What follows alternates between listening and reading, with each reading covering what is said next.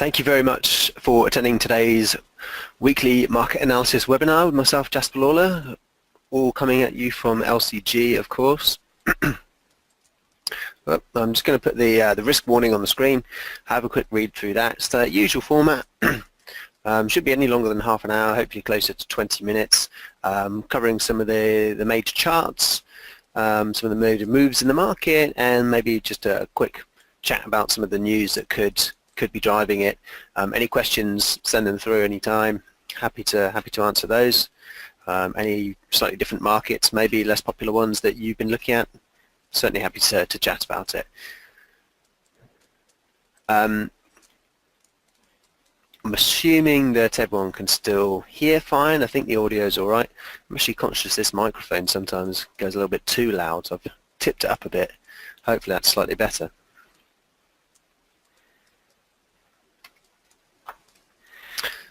Okay, so before we get to the charts, just a quick chat about what's coming up this week. Obviously it's the beginning of the third quarter.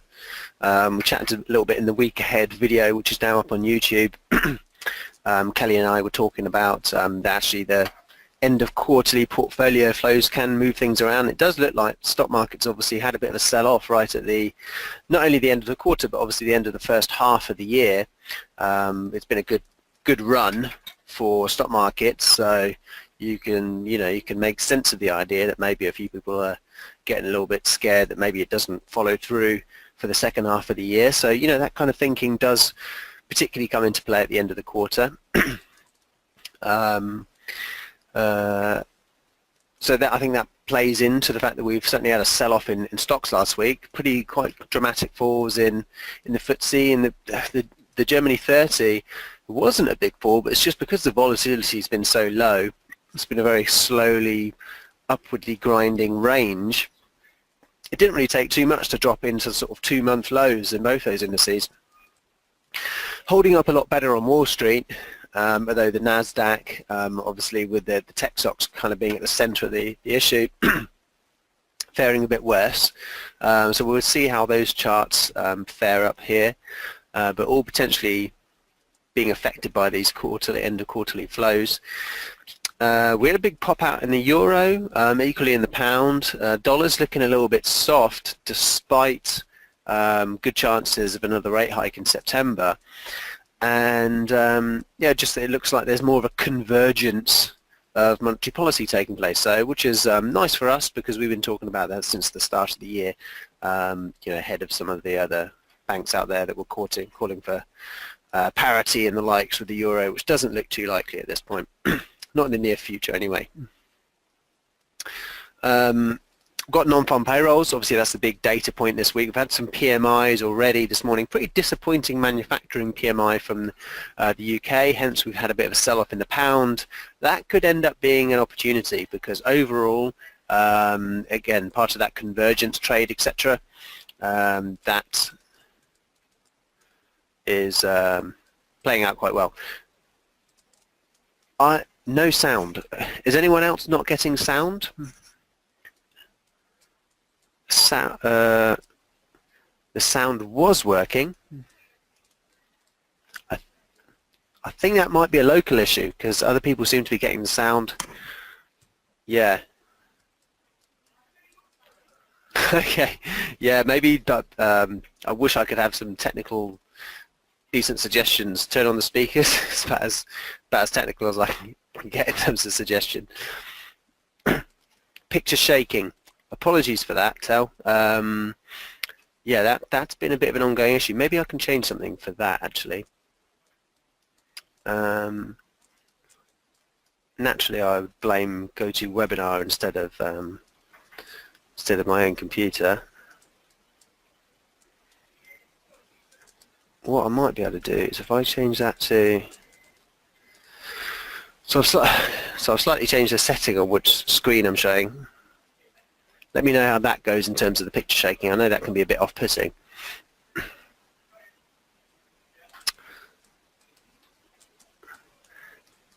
So I was just saying that the pounds looked a bit soft after that PMI data. The other European data has actually been fairly kind of steady, no big changes basically. And And the other little note that we had was that the Italian election, there had been some talk about it taking place at a similar time to the German elections in September. Now they're actually saying, well, maybe they'll just wait until, I believe, the kind of official time, which would be 2018, so February 2018 perhaps. So shifting that kind of political risk story out of Europe into next year.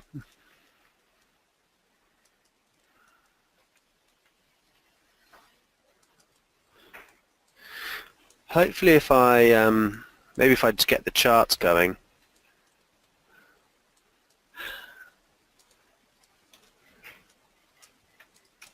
Is everybody getting the flickering there, or how often does it flicker?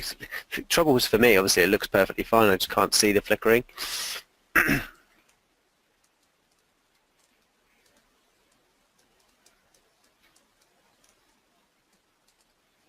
That's frustrating. Right. I'm obviously going to have to sort this out for next time. I flicked it back to this one. Maybe if I close one of the programs down. Save.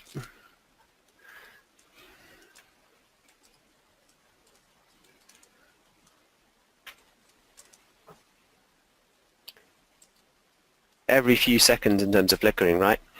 Okay, big apologies for this. I think I'm clearly going to have to get a new graphics card or something.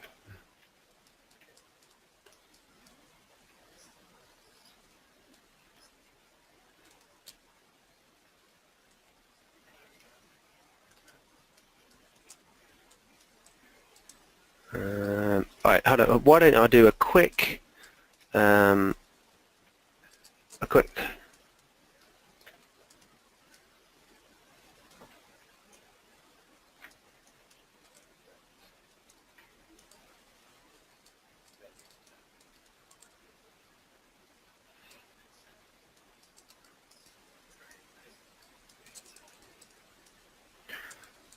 I've done a little off and on operation.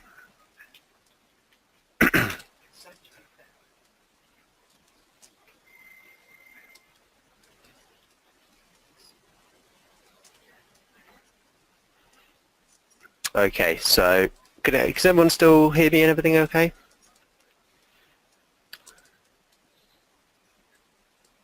Right, let's get on with things. So I'll start with the well, we've had a question about the the indices, so maybe I'll just change tack a little bit and flick to those, and then we'll tack back to currencies afterwards. So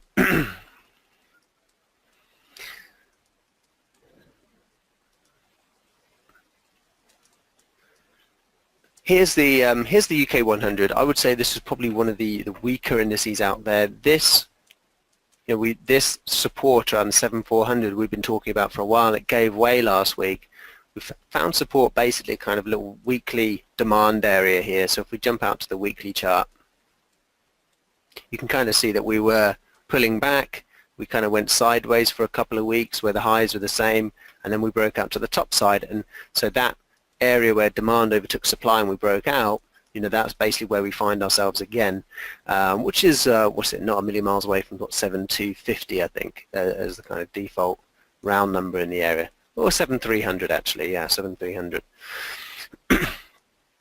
If obviously on the daily chart, you suddenly thought, well, you start to panic a bit. You think, oh my goodness, this is like a major sell-off that we're going about here.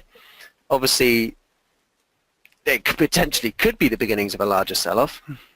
But when you pull out to the weekly chart here, you realize that actually this is nothing too unusual.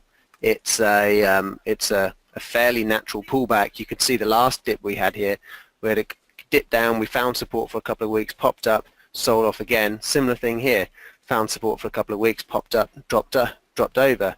So it really wouldn't be too difficult to imagine this sell-off finding some buyers before we hit the lows in and around sort of 7,100, 7,080. I think maybe the half-year factor is significant. And my personal style of trading is that I tend to, I can't buy, just because of the nature of the job, I'm unable to be trading actively all day, very short term, but equally don't really have the interest or patience for holding something for multiple months. It tends to be a more active style than that. For me, I think what's key in trading is just consistency, and what can really help your consistency is having a list of rules. One of those rules could be about how frequently you need to check the market, and if you are going on holiday for a couple of weeks, for example, you basically need a kind of written rule about, do I leave the positions, do I leave my, do I put like a stop loss in the market and just let the position run, or do I close it down and, just so that I can come back 2 weeks later for my holiday. Maybe don't have to worry so much when I'm on the sunbed about what's happening with the market, and rejoin the market. Maybe it will be lower, so you've actually captured a little extra profit, or maybe you rejoin the market at a higher point, in which case you've obviously lost out a bit, but you've got a peace of mind. It's not really for me to say which is better. It's more reflection on your sort of own personality rather than, what's better market-wise. We're in an uptrend in equities, and even though we've had a bit of a sell-off, and I suspect maybe it could be the beginnings of something more, I would imagine probably get a bounce before any major drastic sell-off, and that bounce would probably cover a couple of weeks. So it's probably, there isn't, basically what I'm saying is there isn't too much evidence of a long-term sell-off in equities at the moment. UK 100 is probably the worst out there. You look at the German DAX, again, some reasons to think that we could be finding support in and around these areas. Just looking at that two-touch trend line, also that 20-week moving average has, is a decent little barometer for the trend. Again, we could obviously see further declines, maybe back down to 12,000. It has been quite a sizable break, but the trend is still very much up. This is just a dip within an uptrend. Obviously, it can turn into a top, but there's no evidence it's a top yet, in my mind. And then, obviously, as I mentioned, Wall Street, you can barely even call it a dip at this point. We've had a couple of days in which we've sold off, but barely even closed below the 20-day moving average for the last couple of weeks.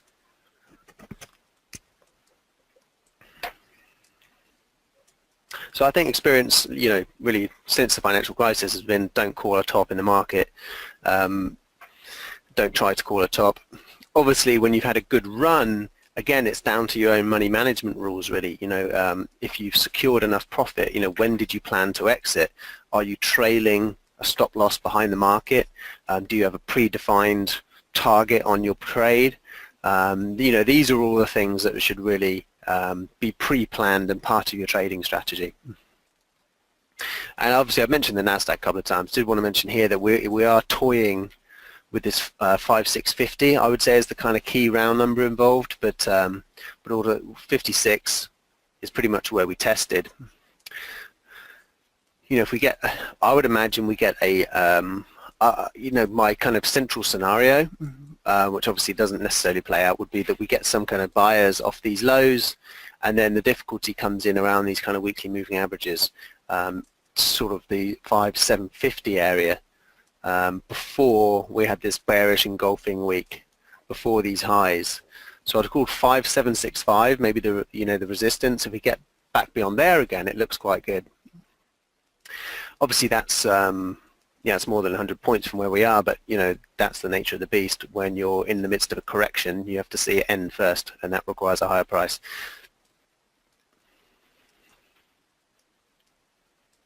So to me, maybe some room for a further sell-off once we get into this sort of territory here. But it's very tricky to maybe you don't have a long position in the market right now. Maybe you're debating a cheeky sell. Very difficult to get a short on stock indices at the moment because the trend is so firmly higher.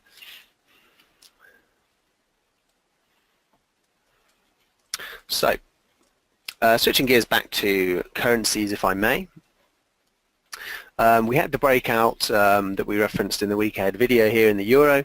I think this breakthrough 113 is pretty significant, but we have, and as I kind of referenced in a couple of snapshot videos, once we break this 113, probably going to make pretty short work of 114.50. That's pretty much what happened. We powered straight up through to it with really not too much in the way of a pullback. So now we find ourselves back at this the top of this trading range, and 114.50 to me is key, and hence the market's pulling back from there.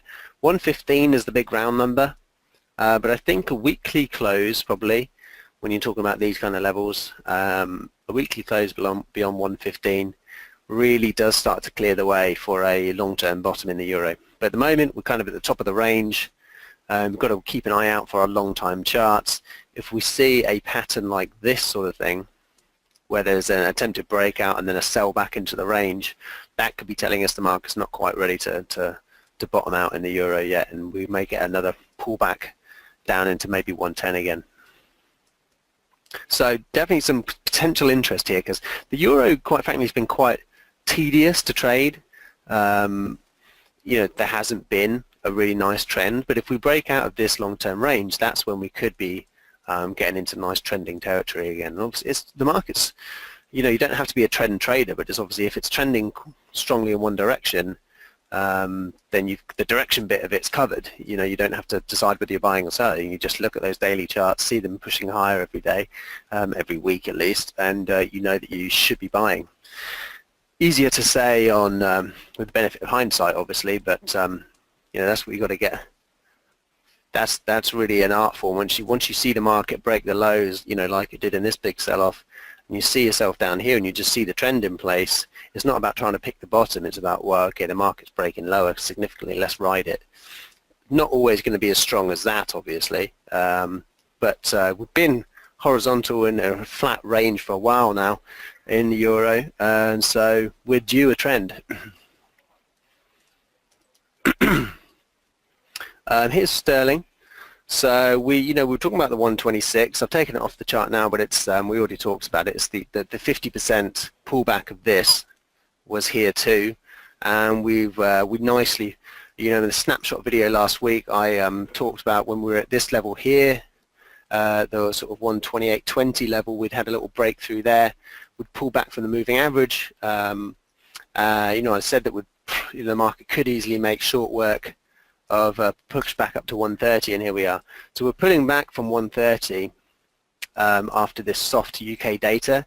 But as I mentioned before, I would say this is potentially an opportunity here, because that's a strong weekly move.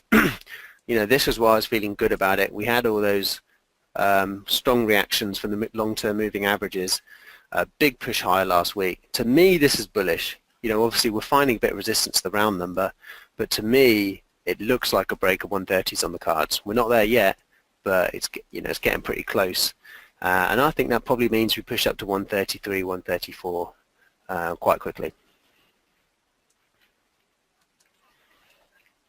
Dollar yen, another one that I like at the moment actually. Looks awful when you just look at the daily chart here, but if you pull out to the weekly chart, it gives a bit more sense to it.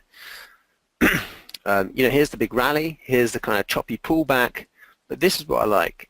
Pull back to the 50%, rallied up there, taken out some of the supply here, made a lower high, so still strictly speaking a downtrend at this point, but then came down and a couple of nice long wick candles off the same area, which happens to be the 50% pullback again, and now we're up above those long-term moving averages.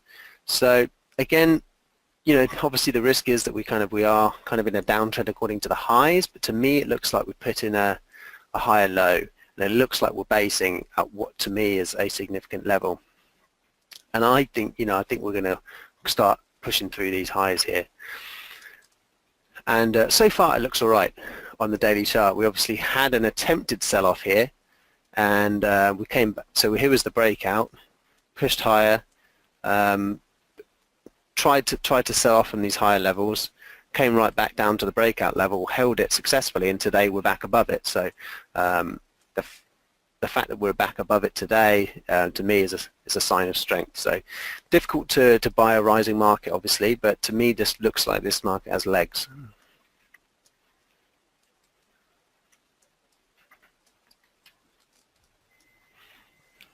Don't always cover euro sterling, but I think this potentially is at a bit of a crossroads here. The general consensus amongst the big banks is this is heading towards 90. Just, there's a lot of Brexit bearishness out there without too much detailed thought as to why.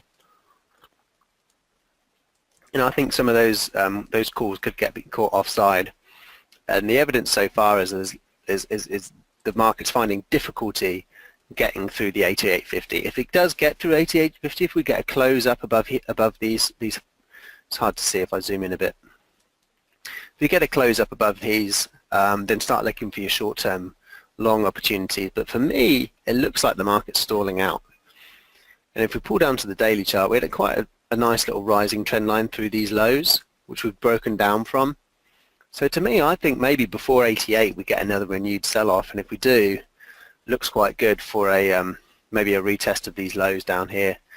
I'd put the support around 86.60. Just based on this longer term range level, it seems to be, breakouts seem to be failing at this point. So it looks to me maybe like the trend is rolling over. Covered the indices. Let's jump over to crude oil. So I think I said in last week's webinar that the trend is solidly down, but we've had a few of these where the market sells off aggressively, but it bounces back aggressively too. Sells off aggressively, bounce back, and so that's pretty much exactly what we're getting. And I heard incidentally on, I think it was Bloomberg, saying that this is our chart actually shows a low here, so it shows a down day, but I think that's just a timing discrepancy. Actually, it's been 8 up days in a row, and that's the best run that oil's had this year. So obviously for massive bearishness, you get a sudden burst of total bullishness.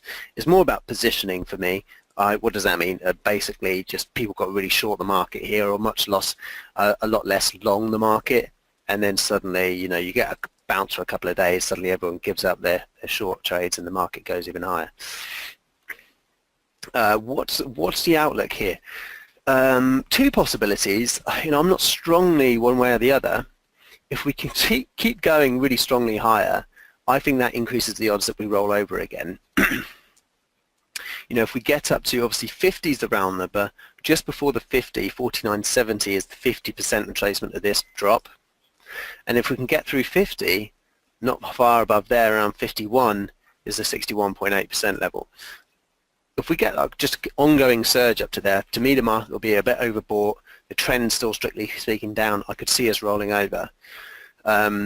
If we start to stutter back down again, then I'd almost favour going the other way around and looking for potentially some pullback within this bullish weekly candlestick. So here's, we can see why 45 is decent, right? Why in the week ahead video I said that 45 has been a decent level. This is where we found the lows back here.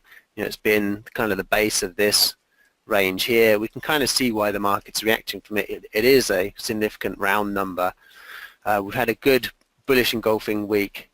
So there's a chance that we just pull back towards the 47 level only to rebound again.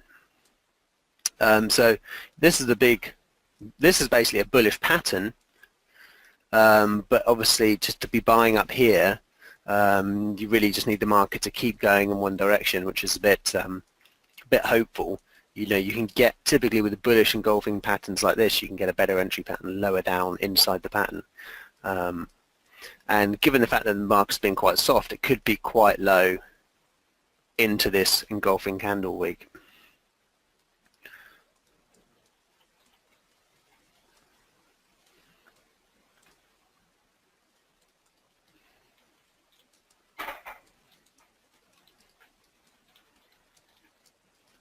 Glad the sound got working there, but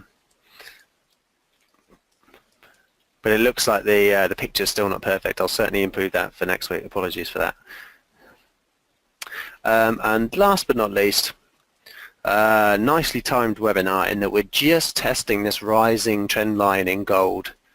I had originally said when we got the sell-off from the highs, And then I think when we got through these moving averages that I think we'll test the rising trend line.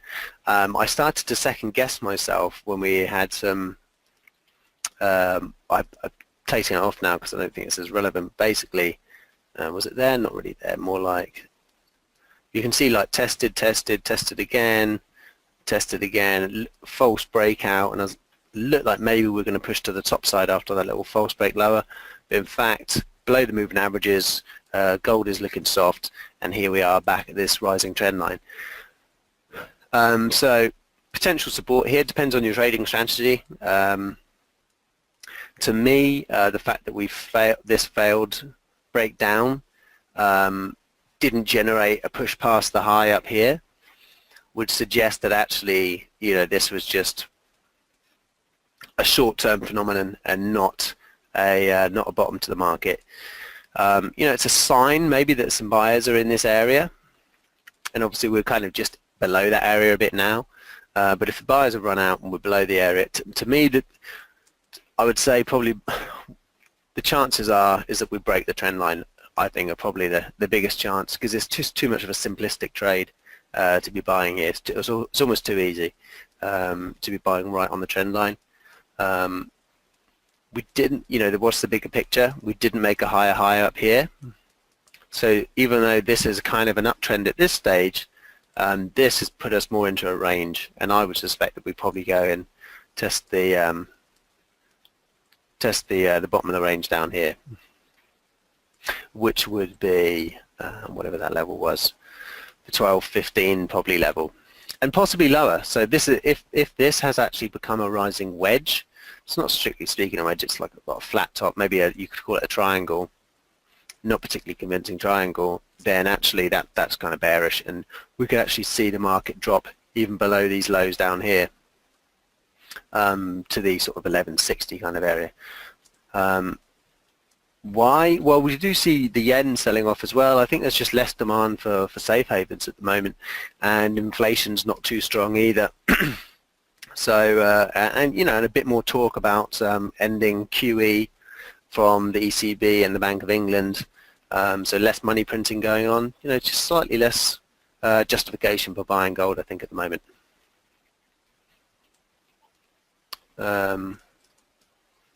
Yeah, so good point on the weekly chart for gold.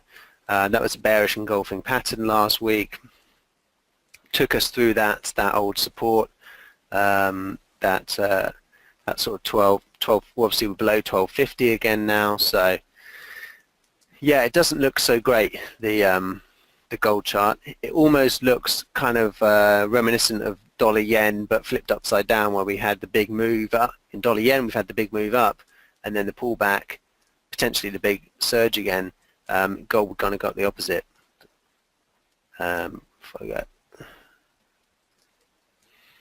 Big surge higher in dollar yen, then the pullback, then gold, the big kind of drop, and then the pullback. So potentially a similar sort of scenario going on here. Why should those charts be the same? Well, it's just a safe haven element, I think, and also the relationship to US Treasury bonds. So I think I'll wrap that up here. We're just hitting 1 o'clock in London. Thank you very much for everyone for attending. Apologies for the technical difficulties. I will certainly try and get on that for next week.